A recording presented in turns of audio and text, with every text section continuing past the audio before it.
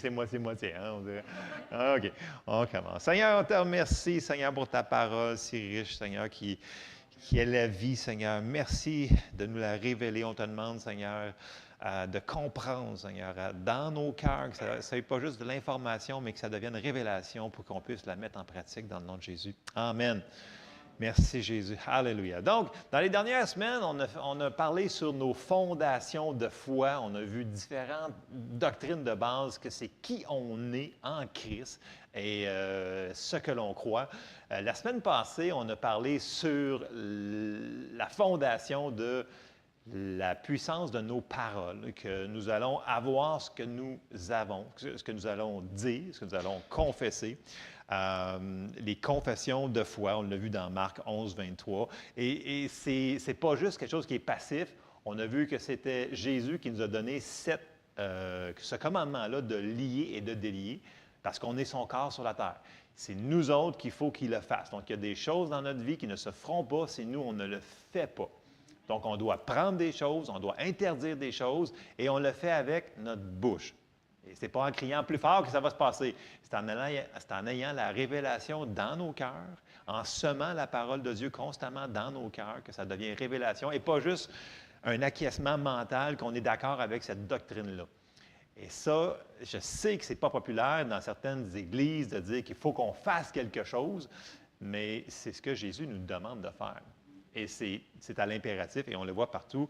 Il a demandé à ses disciples de faire des choses quand il était sur la terre, et avant qu'il parte, il a dit, « Vous, allez, faites de quoi? Faites la même chose. » Et on a vu, grosso modo, cette responsabilité que nous autres, on a de faire ça. Donc, nos paroles sont très importantes, mais ce n'est pas là-dessus que je vais aller ce matin. On continue sur nos fondations qu'on a effleurées, les fondations de foi. Et une des fondations qu'on avait regardées, que les gens regardent avec des gros yeux souvent, c'est la prospérité totale.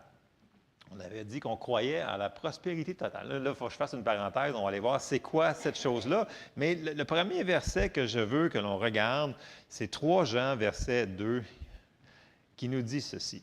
« Bien-aimé, je souhaite que tu prospères à tous égards et sois en bonne santé comme prospère l'état de ton âme. » C'est un des passages qu'on avait brièvement effleuré sur la prospérité totale. Bref, c'est son idée, c'est Dieu, okay? C'est son idée, okay? La prospérité, oui, spirituelle, mais la prospérité aussi physique, ça veut dire la guérison, et la prospérité financière. Et ça devient silencieux des fois qu'on parle de ça. Mais il faut qu'on en parle parce que notre foi ne sera pas construite si on n'en parle pas de ce qui nous appartient. Et si on regarde dans l'Ancien Testament, okay, qui est encore bon aujourd'hui, okay, on n'est pas sous la même alliance, mais ce qui est là-dedans, c'est encore bon. Est-ce que les 10 commandements, c'est encore bon? Tu ne tueras pas? Okay? C'est encore bon, ça? Je pense que oui, hein? Fait on ne peut pas enlever des morceaux de là. Et une chose qu'on voit dans l'Ancien Testament, c'est que le peuple de Dieu est excessivement prospère. Okay? Quand ils sont sortis d'Égypte, ils sont sortis là avec de l'argent, de l'or, il n'y avait personne de malade. Puis là, nous autres, aujourd'hui, à l'Église, qui sont sur une nouvelle alliance, on aurait moins qu'eux autres? Non, ça ne marche pas. Donc, on va retourner voir ces principes-là, qui est la prospérité, et c'est son idée. Il faut qu'on se rappelle ça ce matin, là. C'est l'idée de Dieu. Donc, on n'essaye pas de faire changer d'idée qu'on soit prospère. Dieu veut qu'on soit prospère parce qu'il a déjà payé le prix pour qu'on le soit. On va aller voir ça. Donc, premier passage, première chose, c'est que, oui, il nous a racheté de la mort spirituelle. OK? Notre esprit il est né de nouveau. On est réconcilié avec Dieu. Donc, un passage, je vais effleurer certains passages plus rapidement, j'en ai quand même pas mal. Romains 5, 10 nous dit, « Car si, lorsque nous étions ennemis, nous avons été réconciliés avec Dieu par la mort de son Fils, à plus forte raison, étant réconciliés, serons-nous sauvés par sa vie. » Donc, on était séparés de Dieu, maintenant, on est réconciliés, on est né de nouveau. Donc, on est racheté spirituellement, on est reconnecté avec Dieu. Donc, racheté spirituellement. Ça, tout le monde n'a pas de problème avec ça la plupart du temps. C'est des choses, des bases faciles. Deuxième point, racheter physiquement de la malédiction, bien, on sait les passages, on va lire un passage sur ça. Ésaïe 53, versets 4 et 5 nous dit Là, il parle au passé. Ésaïe, c'est sûr qu'on a Matthieu 8, 17 qui nous parle au présent, puis on va voir Pierre 2, 24 qui va nous dire que c'est déjà accompli, mais on va lire Ésaïe. Ça nous dit, « Cependant, ce sont nos souffrances qu'il a portées, c'est de nos douleurs qu'il s'est chargé, et nous l'avons considéré comme puni, frappé de Dieu et humilié. Mais il était blessé pour nos péchés, brisé pour nos iniquités. Le châtiment qui nous donne la paix est tombé sur lui, et c'est par ses meurtrissures que nous sommes guéris. » Et ça commence à faire un chemin. Il y a beaucoup de gens qui commencent à le confesser, puis à le déclarer et à avoir des résultats dans leur vie. Et c'est merveilleux parce que c'est important. Comme je dis, on a besoin de toutes ces choses-là quand, ici sur la terre, c'est pas pour quand on va être rendu au ciel. Au ciel, on a un corps glorifié. Tu n'as plus besoin de guérison, tu n'as plus besoin de band-aid, de plaster, de médicaments, quelque chose comme ça. C'est fini. Mais la même chose s'applique au niveau de la prospérité financière. Là-bas, tu n'as pas besoin de portefeuille, de carte de crédit, de whatever. Écoute, les rues sont en or, OK? Il faut penser, là. Puis, je ne sais pas si vous suivez le prix de l'or présentement, là. Écoute, je pense que ma bague, elle vient de... En tout cas, bref. Vous comprenez ce que ça veut dire? Si tu mets de l'asphalte, c'est en or. Ça veut dire que l'argent, pour Dieu, c'est dans sa nature qui est la prospérité divine, qui est en abondance, toutes choses. Et on s'en va vers ça. Troisième point, on est racheté de la malédiction de la pauvreté.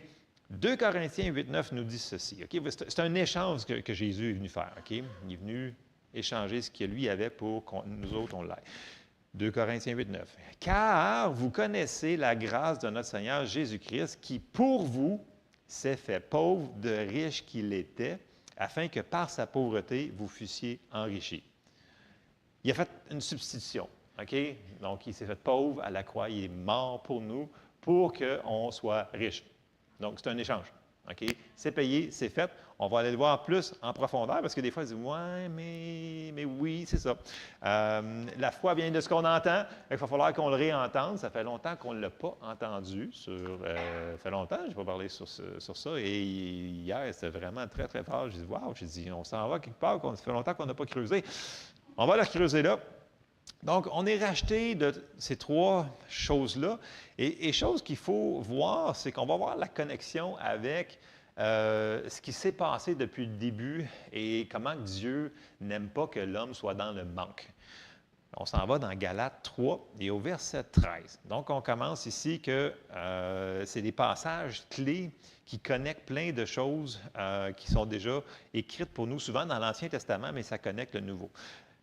Galates 3,13 nous dit « Christ nous a rachetés de la malédiction de la loi. » On va aller revoir ça tantôt. « Étant devenu malédiction pour nous, car il est écrit « Maudit est quiconque est pendu au bois. » Pourquoi il a fait ça?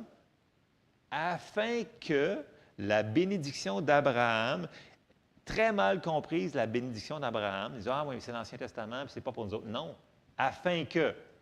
OK? On va aller voir pourquoi il a fait ça. Afin que la bénédiction d'Abraham eût pour les païens son accomplissement en Jésus-Christ et que nous ressuscions par la foi l'Esprit qui avait été promis. Et si on avance dans Galates 3 et au verset 29, ça nous dit « Et si vous êtes à Christ, vous êtes donc la postérité d'Abraham, héritier selon la promesse. » Là, on est déjà là.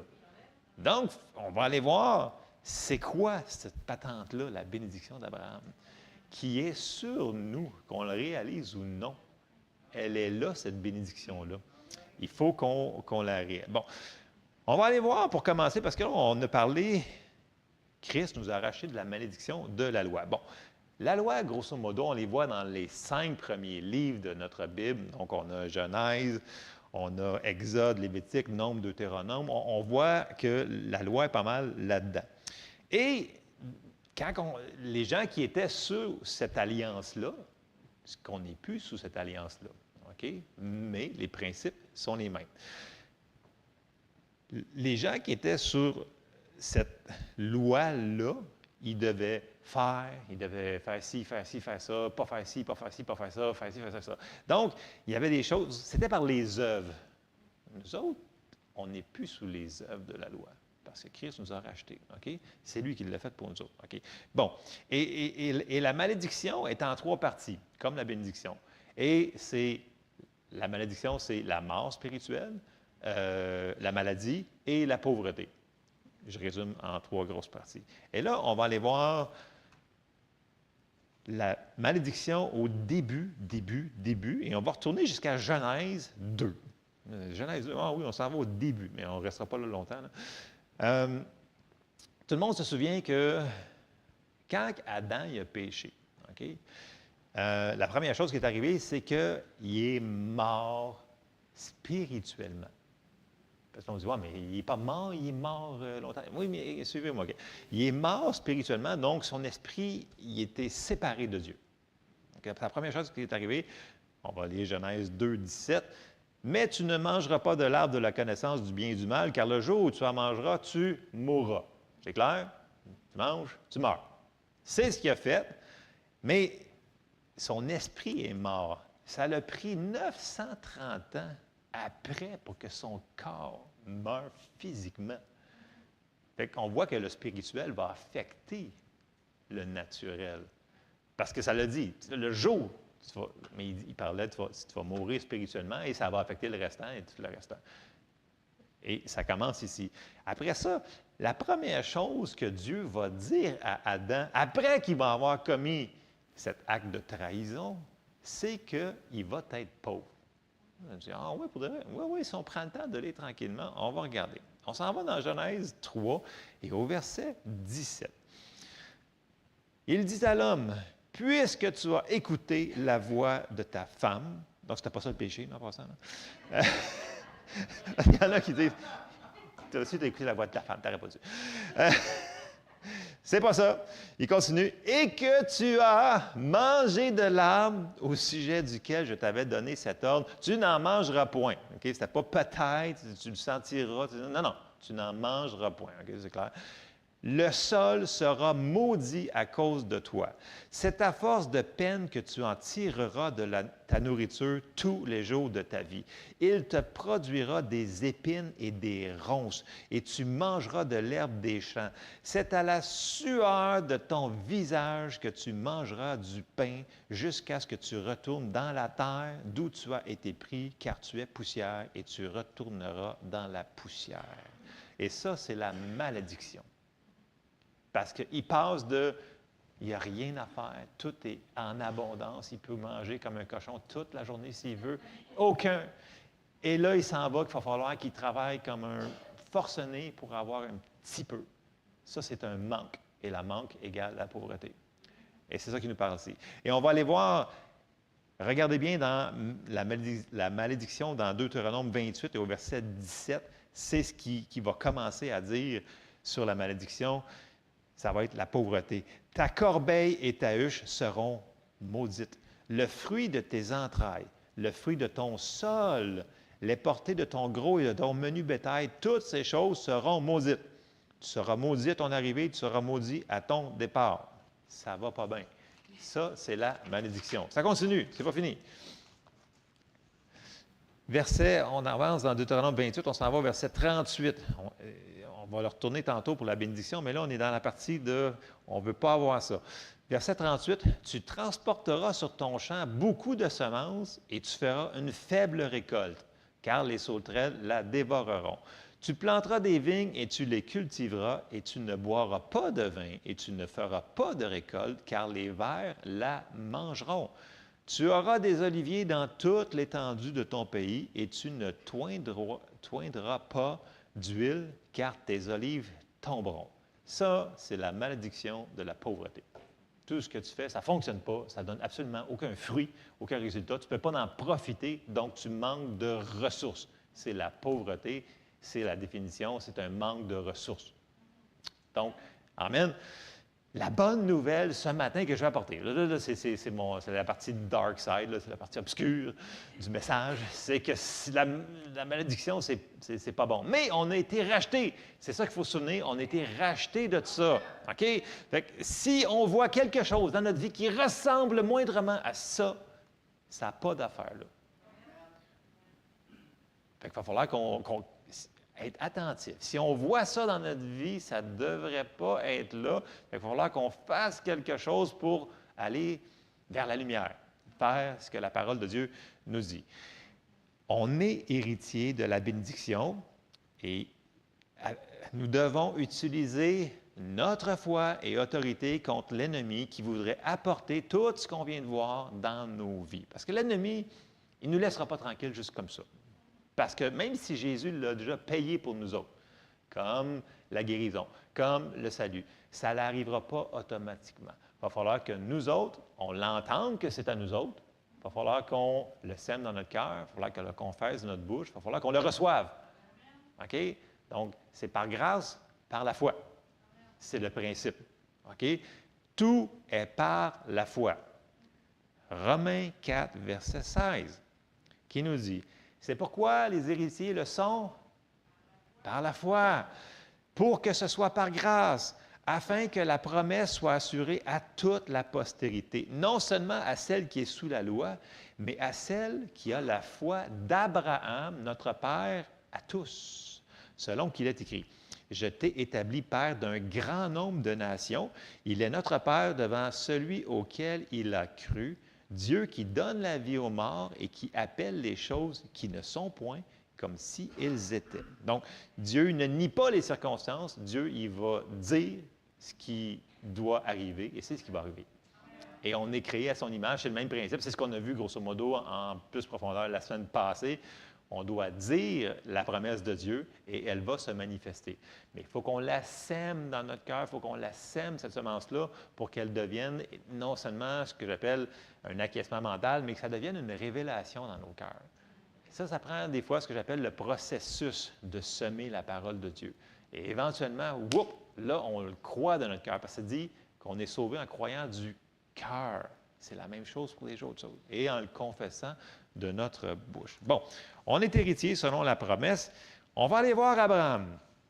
Parce que ça a l'air qu'on a rapport à Abraham. Et là, la première fois que Dieu va apparaître à Abraham, il va faire une alliance avec lui. Il dit, je t'ai choisi et je vais faire une alliance avec toi, tu vas être béni. On s'en va dans Genèse 12 et on va commencer au verset 2. Et là, il dit, « Je ferai de toi une grande nation, je te bénirai, je rendrai ton nom grand et tu seras une source de bénédiction. Je bénirai ceux qui te béniront et je maudirai ceux qui te maudiront. Et toutes les familles de la terre seront bénies en toi. » Ce n'est pas une petite promesse qu'il fait là. C'est énorme et ça touche à nous autres. Abraham partit comme l'Éternel le lui avait dit. Et Lot partit avec lui. Abraham était âgé de 75 ans lorsqu'il sortit de Charan. Bon, Abraham, grosso modo, dans son alliance, il était béni en 3 parties. Donc, premièrement, spirituellement. Après ça, on a vu physiquement, financièrement. C'est les mêmes choses qu'on a parlé tantôt. On va aller voir ça. Premièrement, dans Genèse 17, verset 7. Juste pour disséquer, là. Dieu il va lui répéter, il dit, « J'établirai mon alliance entre moi et toi, et tes descendants après toi, selon leur génération. Ce sera une alliance perpétuelle en vertu de laquelle je serai ton Dieu. » Et là, il y a une alliance avec, il n'est plus tout seul, il n'est plus un nobody. Là, maintenant, il y a une alliance avec le Dieu vivant. Et celui de ta postérité après toi. Donc, premièrement, c'est la bénédiction, c'est spirituel. Maintenant, il y a une alliance avec Dieu. Il n'est plus tout seul. Il est avec Dieu. Deuxième point, physiquement. Bon, physiquement, là, on va passer rapidement.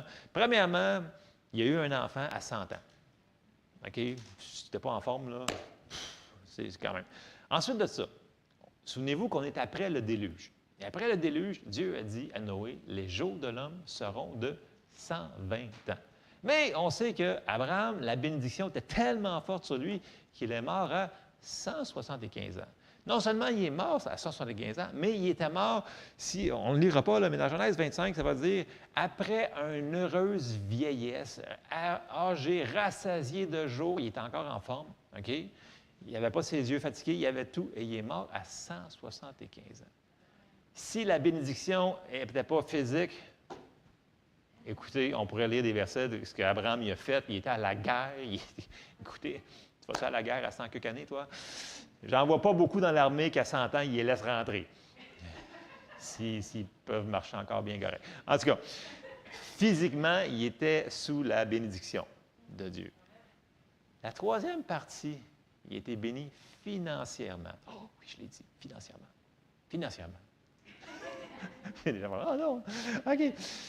On s'en va dans Genèse 13 et au verset 1. Et là, c'est sûr que c'est vraiment partout, fait qu'on va condenser. Là. Abraham remonta, bon, dans ce temps-là, c'était Abraham, mais c'était juste avant qu'il vienne Abraham. OK? Remonta d'Égypte vers le Midi, lui, sa femme et tout ce qui lui appartenait, et Lot avec lui. Abraham était très riche en troupeaux, en argent, en or. C'est un des endroits, là. Il y en a plein d'autres endroits que c'est marqué qu'il était très riche. Il n'est pas juste riche, juste sur le bord pour couvrir ses besoins puis juste nourrir ses chameaux. Là. Il a dit très riche. OK? Puis, tu sais, l'or puis de l'argent, c'est pas une nécessité dans la vie d'avoir des bracelets en or, des choses en or comme ça. C'est juste pour le fun que ça fasse beau. OK? Bon, les femmes plus que d'autres, je pense, mais bon, il était... Bon, en tout cas, il y a des hommes qui aiment ça aussi, mais dans le sens que vous voyez, il était très riche. Et c'était le résultat de la bénédiction. On va aller voir, ça vient de où, cette bénédiction? Il n'y a aucune femme qui a fait « Wow! » C'est comme... Pourtant, tout le monde aime les boucles d'oreilles et des affaires là. En tout cas, on n'ira pas là ce matin, ça a l'air que ça bon. OK. Mais avec de l'or, tu peux acheter aussi des pick-up. Oh! Les hommes sont réveillés ce matin! Alléluia! Et plein d'autres affaires, regarde ça.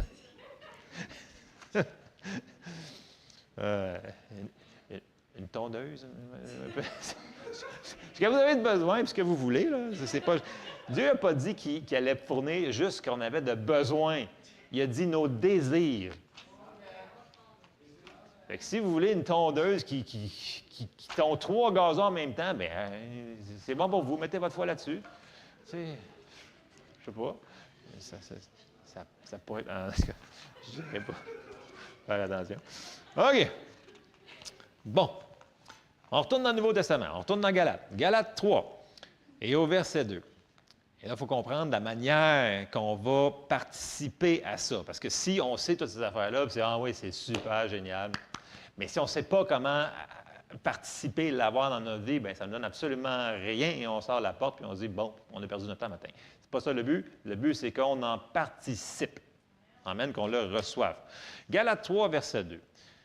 Et là, Paul, il dit beaucoup de choses, mais on va commencer verset 2 juste pour condenser. « Voici seulement ce que je veux apprendre de vous. Est-ce par les œuvres de la loi que vous avez reçu l'Esprit ou par la prédication de la foi? Êtes-vous tellement dépourvu de sens, après avoir commencé par l'Esprit, voulez-vous maintenant finir par la chair? » Parce que là, les Galates étaient sur le bord de faire tout par les œuvres. Ils disent « Non, c'est pas ça. » Verset 4. « Avez-vous tant souffert en vain, si toutefois c'est en vain? Comme Abraham crut... » verset 5. « Celui qui vous accorde l'Esprit et qui opère des miracles parmi vous, le fait-il donc par les œuvres de la loi ou par la prédication de la foi? » Et là, il nous embarque à Abraham. Verset 6. « Comme Abraham crut à Dieu et que cela lui fut imputé à justice, reconnaissez donc que ce sont ceux qui ont la foi qui sont fils d'Abraham. » C'est pas tout le monde, c'est ceux-là qui le croient. Verset 8. « Aussi l'Écriture, prévoyant que Dieu justifierait les païens par la foi, a d'avance annoncé cette bonne nouvelle à Abraham. Toutes les nations seront bénies en toi, de sorte que ceux qui croient sont bénis avec Abraham, le croyant. » C'est par la foi. Donc, qui c'est qui sont bénis? Ceux qui croient. Mais il faut qu'ils savent que c'est à eux autres, cette affaire-là. Une fois qu'on sait que c'est à nous autres, il faut le croire. Et là, on peut le confesser de notre bouche et toutes les choses qu'on a vues dans les choses qu'on a regardées dans les dernières semaines. Et là, c'est de même qu'on prend possession. Ce n'est pas parce qu'on le mérite, ce n'est pas parce qu'on est super gentil, ce n'est pas par nos œuvres. C'est par grâce et la foi. Galates 3, 29, un petit peu plus loin dans le chapitre. « Si vous êtes à Christ, vous êtes donc la postérité d'Abraham, héritier selon la promesse. » Donc, c'est clair, c'est à nous autres, ça nous appartient.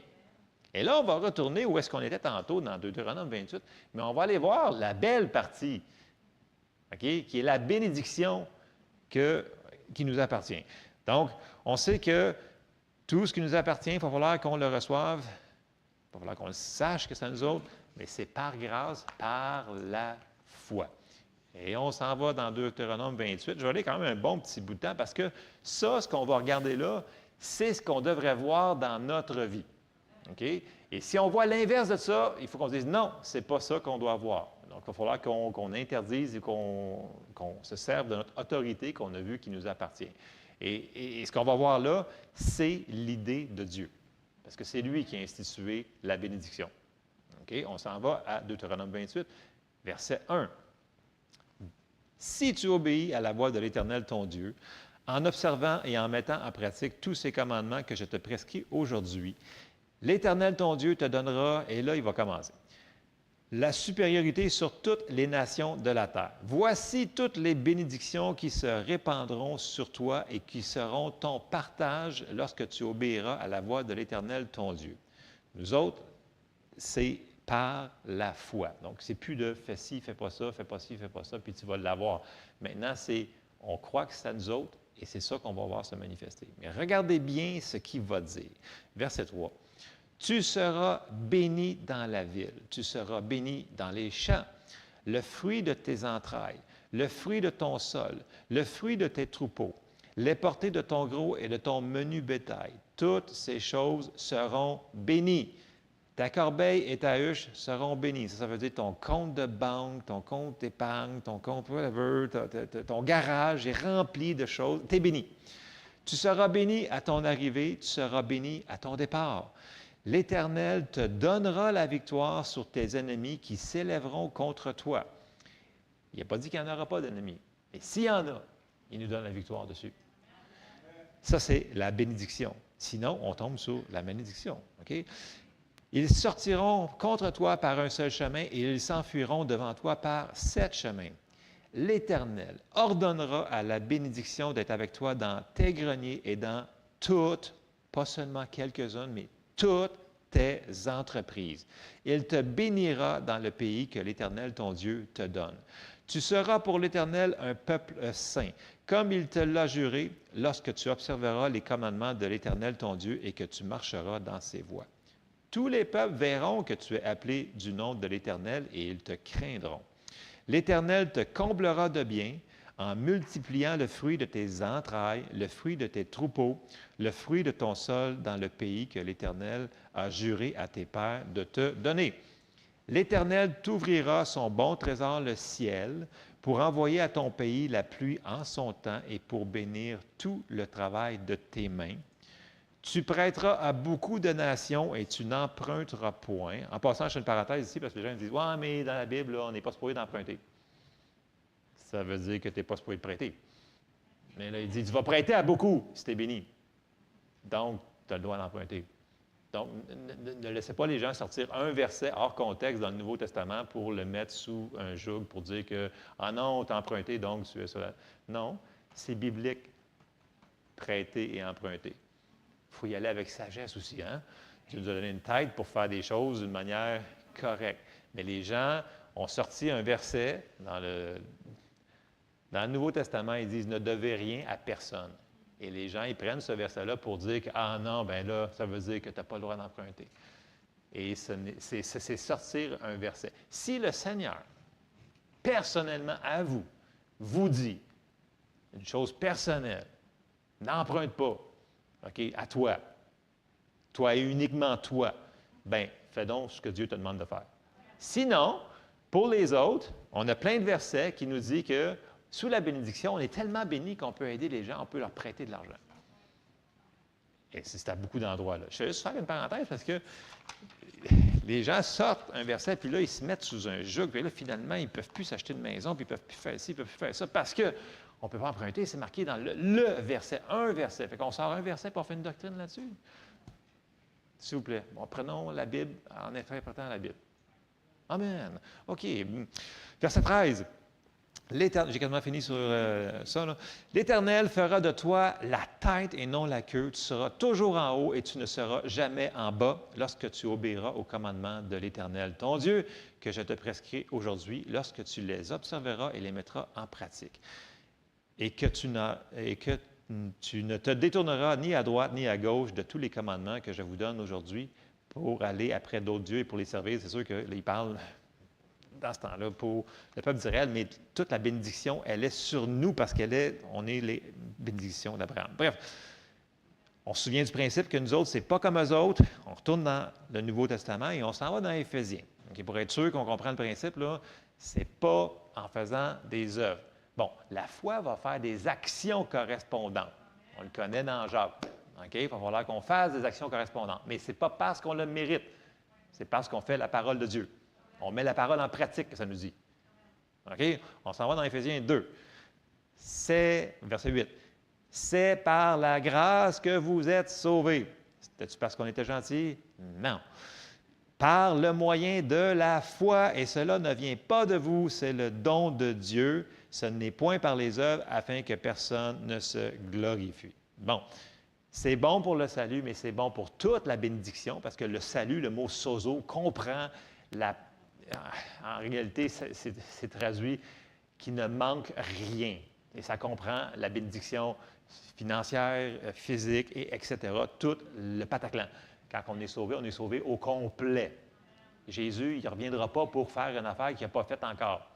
Il a fait le sacrifice pour toute cette affaire-là. On l'a déjà étudié, fait que je n'irai pas là-dessus, mais c'est par grâce, par le moyen de la foi. Bon, ayant mis cette grande fondation-là, j'achève. Est-ce que la pauvreté est une bénédiction? Non. Fait que, on semble comprendre. Est-ce qu'elle nous appartient? Non. On a vu tantôt dans Genèse 13-12 qu'Abraham était très riche. Donc, est-ce que Dieu nous a promis qu'on va être très riche? La réponse est oui. Mais le problème, c'est qu'on a une mauvaise perception du mot « riche ». Est-ce que Dieu a promis que tout le monde d'entre nous serait millionnaire? Non, c'est la différence. Et là, on va aller voir la définition de riche. J'ai été voir la définition de riche. Bon, indépendamment des dictionnaires, il y en a que c'est mieux que d'autres. Mais la définition la plus précise, selon ce qu'on regarde ici dans la Bible, définition, richesse.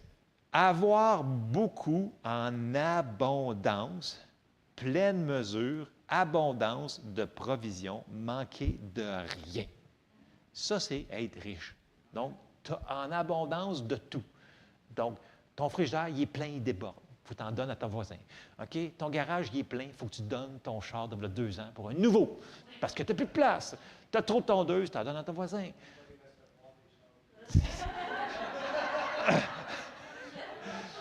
C'est exactement ça. C'est que la richesse, c'est l'abondance en toutes choses. C'est la définition de la richesse.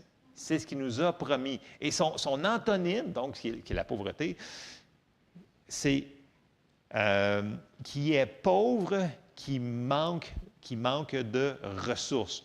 Donc, c'est complètement l'inverse. Donc, au lieu que ton frigidaire il est plein, bien, il n'y a même pas la moitié d'une pinte de lait. OK? Puis ton garage, bien, tu n'en as pas de garage.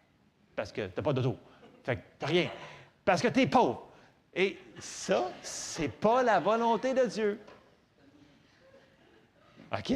Donc, il faut que je finisse. Ah, merci Seigneur. Dieu nous a promis que la richesse, ça nous appartient. OK? Et non la pauvreté. Dieu, c'est son idée qu'on ait des ressources en abondance en toutes choses. Donc, quand on voit dans notre vie un manque de quelque chose, peu importe c'est quoi, ce n'est pas la parfaite volonté de Dieu. Et c'est là qu'il faut qu'on se rappelle les promesses qui nous ont été données, notre héritage, et qu'on le réalise, ce qui est à nous autres, qu'on le sème avec les promesses, OK? Et qu'on le prenne par la foi. Puis quand il a dit « en toutes choses » dans nos vies, c'est vraiment l'abondance en toutes choses dans nos vies. Vous vous souvenez de Jean 10, 10? Tout le monde le connaît par cœur, j'imagine. Jésus a dit, « Le voleur ne vient que pour dérober, égorger et détruire, et moi je suis venu afin que les brebis aient la vie, juste pour dire, là, puis qu'ils se rendent au ciel, juste par la peau des dents, et que, non, qu'ils aient la vie et qu'elle soit dans l'abondance, juste rendu au ciel. Non, c'est pas marqué juste rendu au ciel, c'est ici, dre là. Oui, c'est ça, dre là. Donc, l'abondance, mais de toutes les manières qu'on a parlé. Oui, spirituellement, oui, physiquement, oui, financièrement.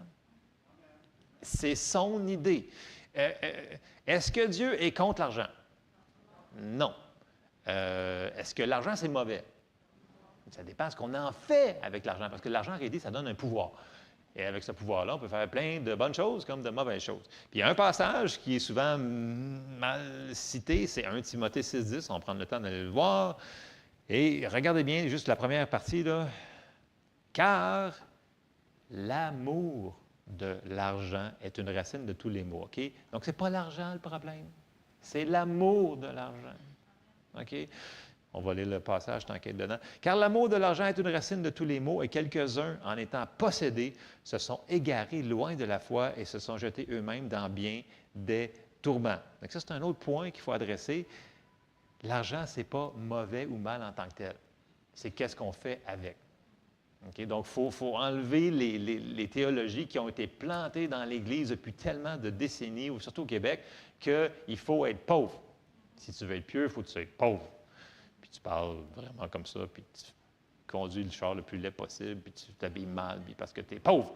Si tu es pieux, tu es pauvre. Il y a des traditions comme ça qui ont été mises dans l'Église, puis qu'il faut enlever. Parce que, tu sais, Dieu n'a pas dit « soyez les pauvres » en passant. Vous souvenez-vous? Il a dit « aidez les pauvres ». Mais comment veux-tu aider les pauvres si tu es le pauvre?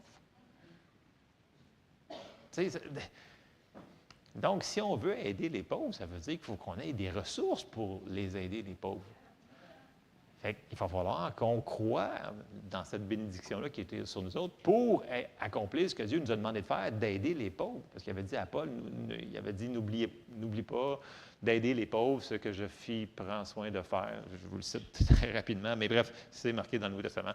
L'autre chose, pour annoncer la bonne nouvelle que Jésus nous a demandé de faire, là, aller par tout le monde et prêcher l'Évangile, là, ça prend des sous. Donc, si on veut accomplir ce que Dieu nous a demandé de faire sur la terre, ça prend de l'argent. Tu sais, si on demande à Lisa comment ça coûte par année des voyages missionnaires, ça coûte plusieurs milliers de dollars pour faire des choses comme ça. Donc, s'il n'y a pas d'argent, il n'y a pas de missionnaire. S'il n'y a pas d'argent, on ne peut pas proclamer la bonne. La bonne nouvelle, elle est gratuite. Mais pour l'apporter aux gens, ça prend des moyens. Que ce soit en ville, on prend du gaz pour se rendre jusqu'à la personne que vous voulez aller parler. Peu importe ce que... Ça prend des finances. Et c'est là que les gens qui sont contre disent « Ah non, si on a de l'argent, ça risque d'être dangereux parce que l'argent, c'est vraiment dangereux. » Non, c'est pas ça. Si tu gardes ton cœur, si on regarde ce que Jésus, quand il les a chicanés, c'est parce que la personne, quand il a chicané la personne, bien, sur la parabole, sur la personne qui était riche avec beaucoup de greniers, choses comme ça, c'est parce que son cœur n'était pas à Dieu du tout. C'était moi, et moi, je vais faire mes plans et mes choses. Puis là, à un moment donné, tu as tellement lu de moi que tu es comme...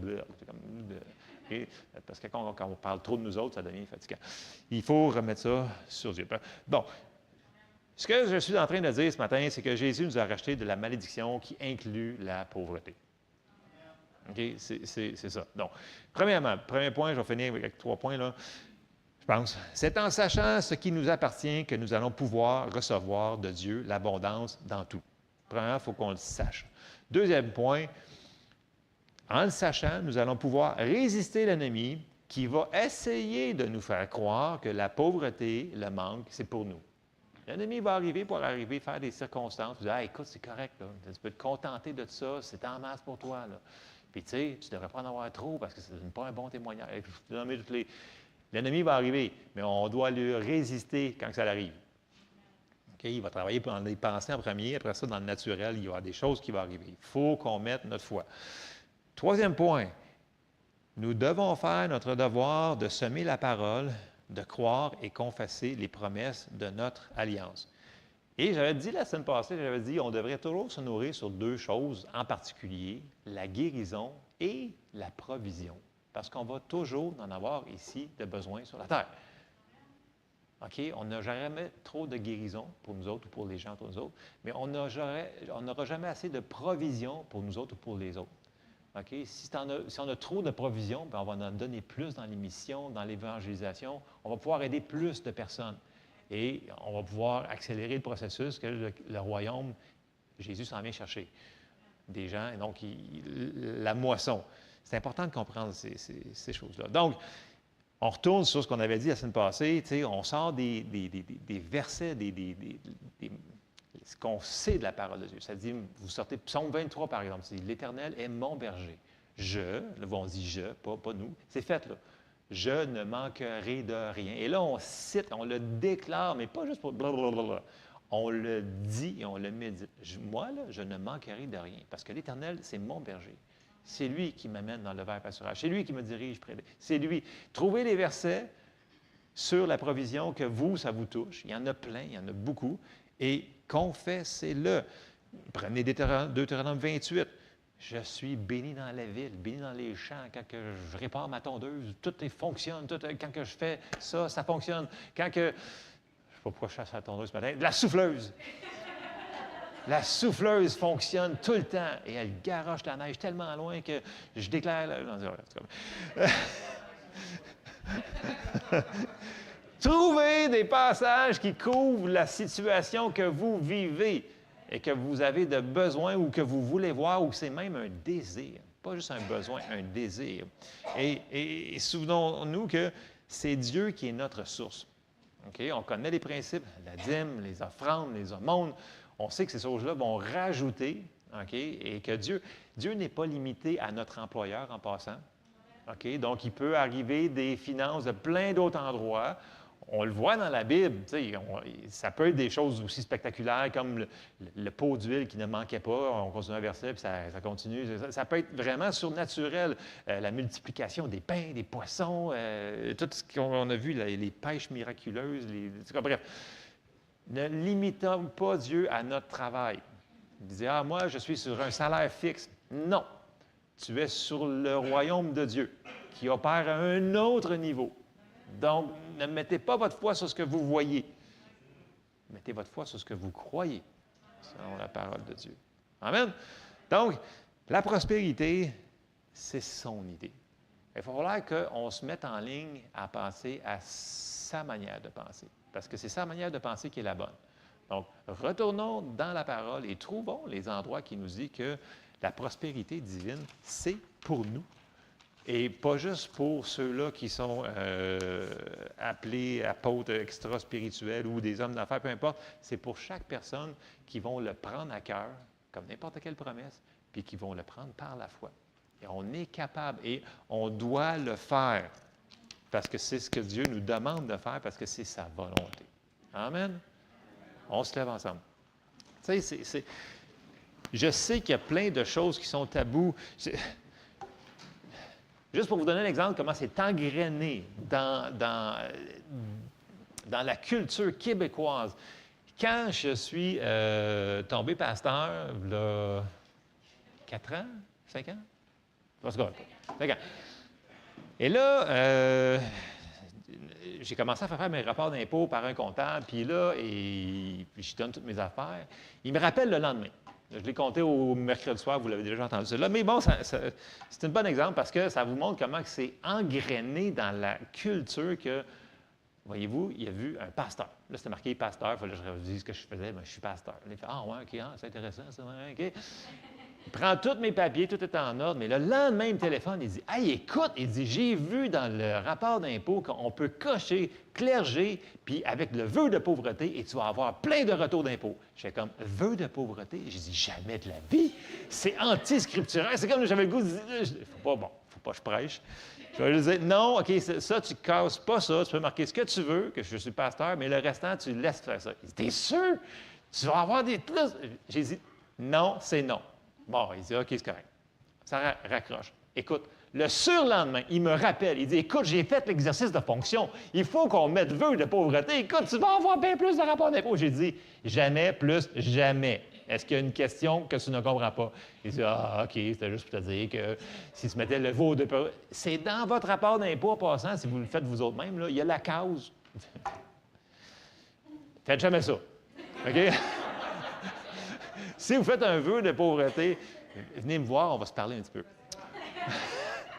Parce que c'est anti-biblique complètement. Mais voyez-vous comment ces choses-là qui sont engrainées dans notre société, qui est encore dans le gouvernement, dans nos rapports d'impôt, là, ça veut dire qu'on a des théologies à défaire qui sont peut-être encore là. Donc, ne pensez pas qu'on a tout compris sur la prospérité divine.